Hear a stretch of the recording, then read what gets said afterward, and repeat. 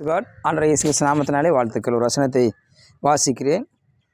பிரசங்கின் புஸ்தகம் 7ஆம் அதிகாரம் வசனம் 29 வாசிக்கிறேன். இதோ தேவன் மனுஷனை செம்மையானவனாக உண்டாக்கினார், அவர்களோ அநேக உபாய தந்திரங்களை தேடிக்கொண்டார்கள் என்று சொல்லி இங்கே கர்த்தருடைய வார்த்தை பார்க்கிறோம்.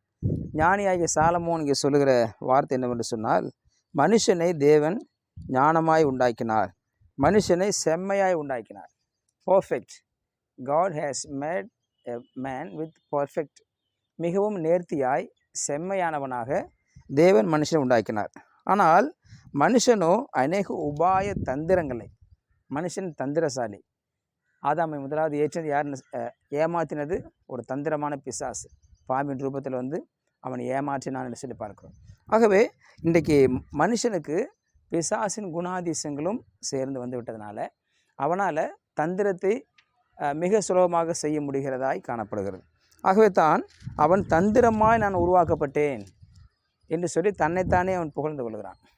இரண்டு விதமான காரியங்கள் சொல்லப்படுகிறது. ஒன்று, பரிணாம வளர்ச்சினால் மனுஷன் வந்தான், பரிணாம வளர்ச்சினால் மனுஷன் உண்டாக்கப்பட்டான், அவன் உருவானான் என்று சொல்லி ஒரு காரியமும். இன்னொன்று சிருஷ்டிப்பின் வாதம். சிருஷ்டிகராகிய தேவன் சிருஷ்டித்தார், மனுஷனை தேவன் சிருஷ்டித்தார் என்கிற வாதம் சொல்லப்படுகிறது. முதலாவதாக பரிணாம வளர்ச்சி, அதை குறித்து பார்க்கிற பொழுது மனுஷன் குரங்கிலிருந்து வந்தான் என்று சொல்லி சார்லஸ் டார்வின் என்ற ஒரு விஞ்ஞானி, அவர் பிரிட்டனில் பிறந்தார். அவர் பிறந்து யூஎஸில் இருக்கக்கூடிய கேம்பிரிட்ஜ் அந்த யூனிவர்சிட்டியில் படித்தார். அவர் படிக்கிற பொழுது நிறைய படித்தார். நிறைய படித்ததுனால அவருக்கு நிறைய குழப்பங்கள் உண்டானது. வசனத்தில் வாசிக்கிறோம், அறிவு பெறுத்தவன் நோவு பெறுத்தவன் சொல்லி பார்க்குறோம். அவன் நிறைய படித்ததுனால கடவுளே ஆராய ஆரம்பித்து விட்டார். கடவுள் படைத்தவைகளை ஆராய்கிற வரைக்கும் பிரச்சனை இல்லை, ஆனால் கடவுளையே ஆராய ஆரம்பித்தவன் தான் இந்த டார்வின்னு சொல்லி பார்க்கிறோம். அவர் 1859 ஒரு புக் எழுதுகிறாரு. அந்த புக்கில் அவர் எழுதுகிற பொழுது மனுஷன் விலங்குலேருந்து வந்தான், ஒரு விலங்குலேருந்து இன்னொரு விலங்குக்கு மாறினான், ஒரு விலங்குலேருந்து இன்னொரு விலங்கு உருவாக்கப்பட்டான். உதாரணத்துக்கு அமீபா, அதிலிருந்து ஒவ்வொன்றாய் உருவாக்கப்பட்டான். ஒரு நாள் அவர் கடற்கரை ஓரமாக போய் கொண்டிருந்த பொழுது ஒரு ஆமையானது போய் கொண்டிருந்தது. அதை பார்க்கிற பொழுது அது கழுத்து நீளமாக இருந்துச்சான்.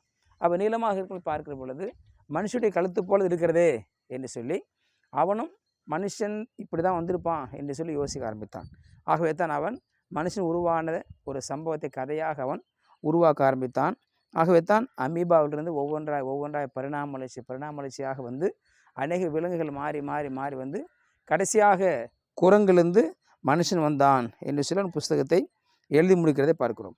இதில் என்ன ஒரு பெரிய ஒரு தவறான விஷயம்னு சொன்னால், அவன் எழுதின இந்த புஸ்தகத்தை ரோமன் கேத்தலிக் அந்த மக்கள் ஏற்றுக்கொண்டார்கள். அவன் எழுதின சரிதான் என்று சொல்லி வேதத்தை ஆராயாமல், வேதத்தை படிக்காமல் அவர்கள் செய்த ஒரு மாபெரும் முட்டாள்தனம். எந்த ஒரு காரியத்தை செய்கிற பொழுது வேதத்தை கம்பேர் பண்ணி பார்க்கணும். இது வேதத்தில் ஒத்து இருக்கிறதா, வேதத்தின்படியாக இருக்கிறதா. மனிதனுடைய பரிணாம வளர்ச்சியினால் மனுஷன் உண்டாக்கலாம் என்பது வேதத்திற்கு முற்றிலும் புறம்பானது, ஏற்றுக்கொள்ள முடியாதது. அப்படிப்பட்ட சூழ்நிலையில் அவர்கள் அதை ஏற்றுக்கொண்டார்கள். ஆக மனிதன் தந்திரத்தின் மூலமாய் பரிணாம வளர்ச்சி என்ற கதையை கொண்டு வந்து மனுஷன் உருவாக்கப்பட்டான் என்று சொல்லி அவன் சொல்கிறான்.